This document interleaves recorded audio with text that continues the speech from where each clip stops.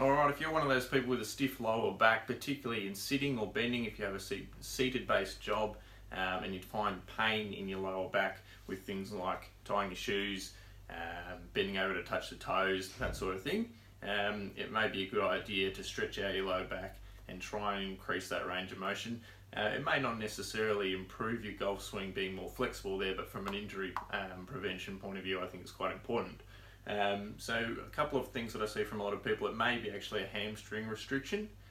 which stops you from being able to touch your toes, or it may actually be that the lumbar spine itself is not moving as well as it could. So a couple of ways in which you can stretch that out. A lot of people tend to do a sit and reach type stretch, which will probably be more a nerve stretch or a hamstring stretch, depending on what your restriction is. If you feel it more in the knee or the back of the calf, that's probably more a nerve stretch as opposed to the mid part of the hamstring, the back of the thigh there.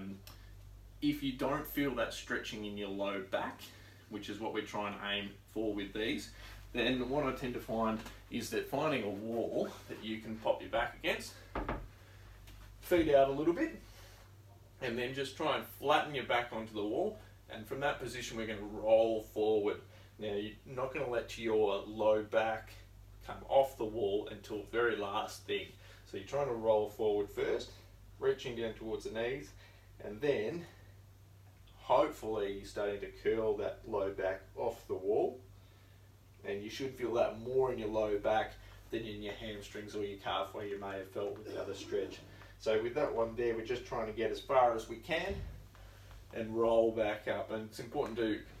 sort of do the opposite movement on the way up. So as you roll off and your back comes off last,